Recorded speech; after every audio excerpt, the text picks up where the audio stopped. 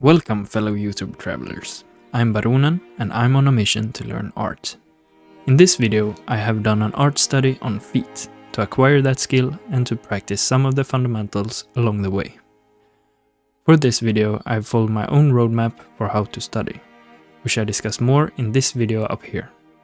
Now I want to share a little bit of what I've learned from this exercise with you. Step 1. Gathering reference. First, I need my reference so I know what feet actually look like. One of them should be a drawing where someone else has done the construction so that I can use it as a roadmap for the rest of the drawings. The second step is construction. I draw 10 feet, focusing on getting the shapes and proportions right, and figuring out what parts the foot is made of. For this study, I have limited myself to 10 minutes per drawing to force myself to become more efficient. This might have been a bit too long for me, since I finished all of them in under 9 or 8, but I can bring down the time in the future. I'll show you some of my thoughts on some of the feet where I think I learned the most.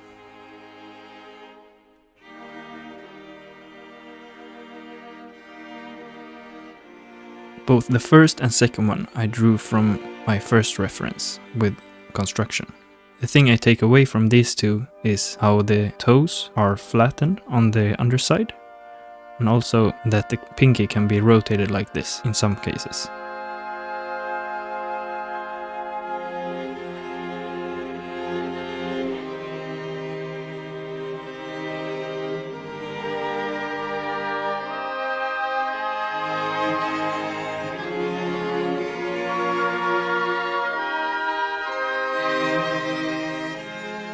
The third one is Arnold's foot, and for this one we see a little bit of how the foot can bend at the toes, but not really that much in the foot itself. Here we can also start to think about if we're watching the outside or the inside of the foot. When we're watching the outside, we have this steep slope here on the outside, which gets gradually flatter the closer you get to the toes. So up here we have way more slope than down here.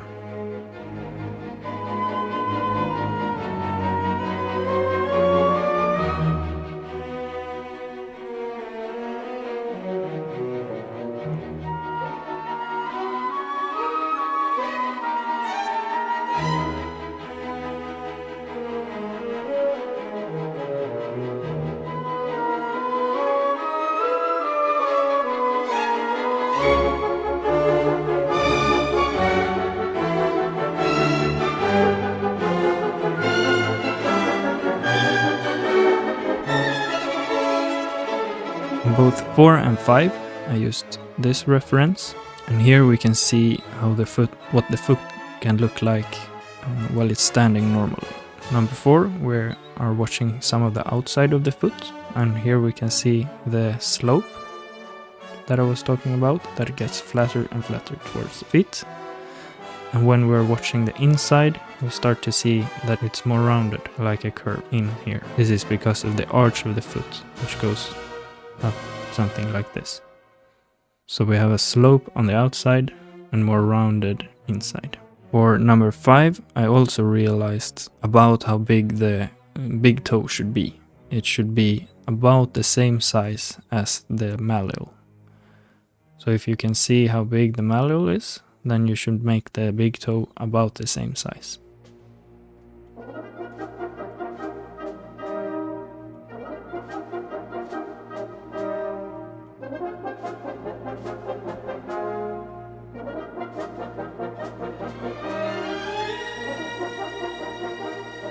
For number 6, I thought this one was a bit interesting because we get to see a little bit of how the foot can actually bend if it's flexible.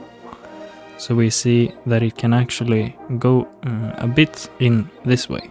It can't bend the other way, but it can bend this way, at least a little bit when you're flexible.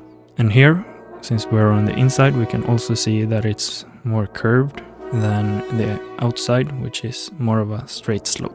Here we can also see all of the heel, on the underside of the heel, which is sort of like a ball, which then comes up like this into the Achilles tendon and forms sort of a pyramid. on top.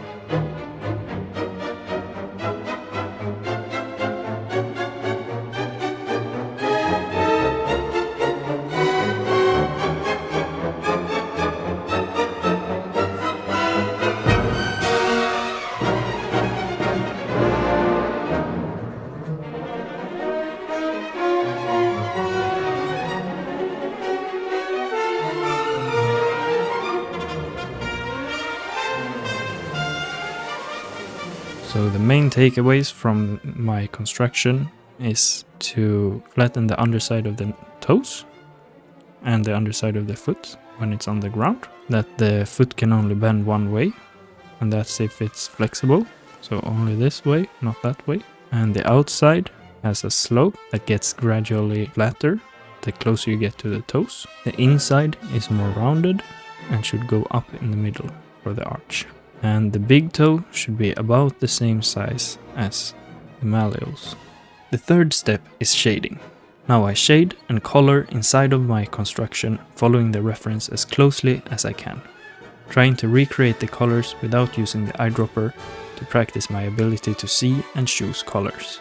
I also limited myself to 10 minutes per foot on this step, to make my painting more efficient as well. And I will show you the ones where I learned the most here as well.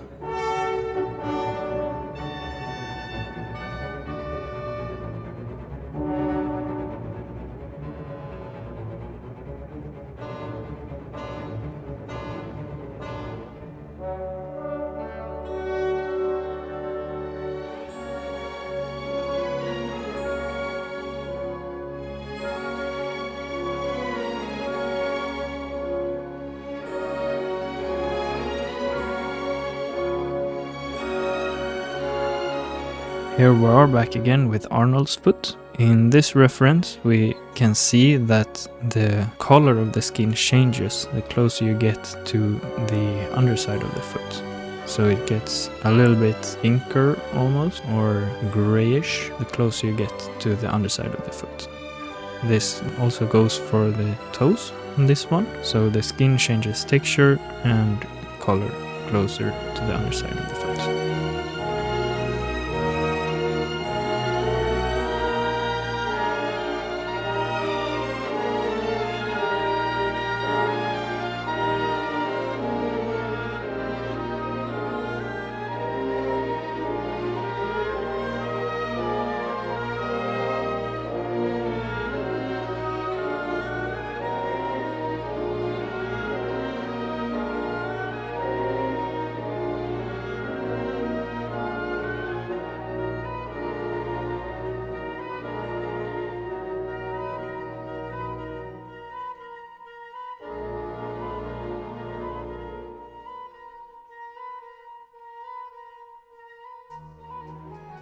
Number 4 and 5 was quite interesting, I think, because the lighting is so soft that you don't really see any stark shadows. And therefore we see basically only the local colors of the foot.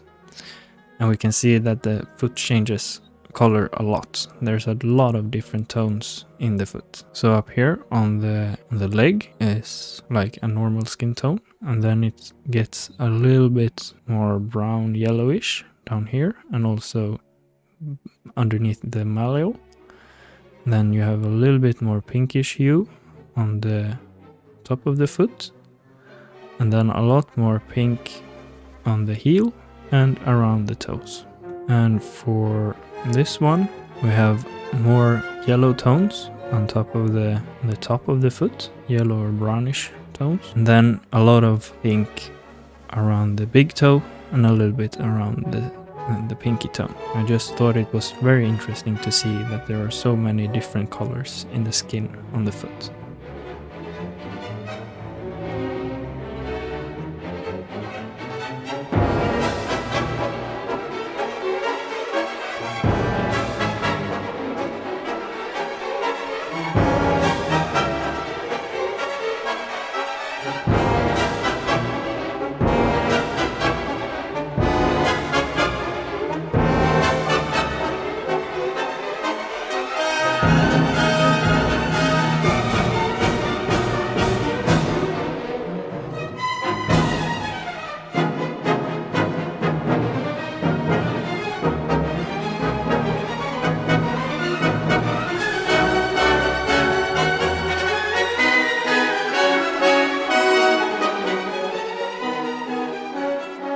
Here, number 7, I thought was very interesting because it was very difficult and I got the colors really wrong. To me, it looks like this combination of gray and red, but when I actually eye drop the foot, it's more brown and tan tones. And I believe this is because of color relativity, which I don't really understand yet, but it's really interesting to see how different we can see things. Like, this is how I saw it, and this is what actually was there.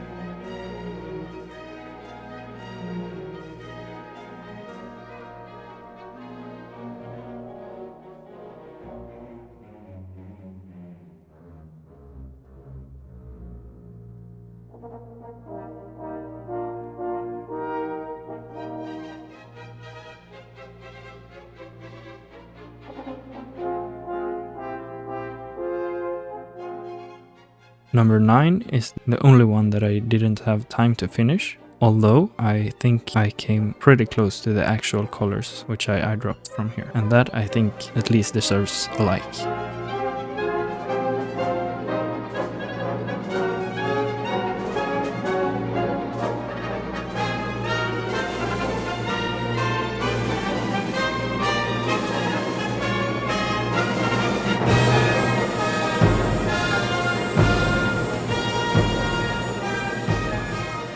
So what do I take from this exercise? I remember that the foot changes color a lot, especially around the bottom of the foot. It gets a different texture and different tone. There are a lot of pinkish tones, usually around the heel and around the toes. We can perceive different colors than what we actually see, like in this case. The fourth and final step is imagination. I draw and paint at least 2 feet from my imagination. Here I get to be creative at the same time as I test what I have learned from the previous exercises.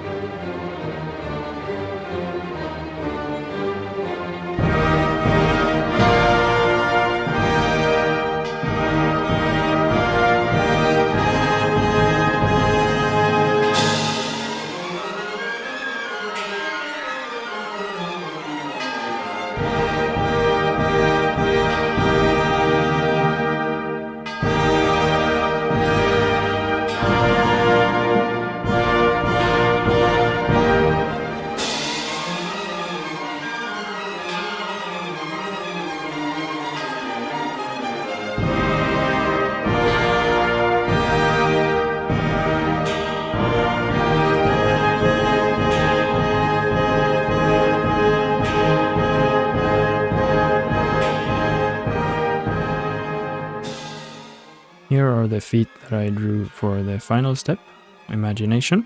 For this first one, I wanted to create something where someone was kicking, like a roundhouse towards the camera, which I think I managed to do somewhat well. For the shading, I wanted to do a darker skin tone, which I think I pulled off quite well. You see here that I used some of the things I learned from the previous steps, with redder toes and a little bit different, another tone for the bottom of the foot, or the bottom of the toes here. And yeah. And here, the second one, I don't quite like as much. I think it looks kind of weird. Here I wanted to draw a foot where someone was doing like a front kick to the side here.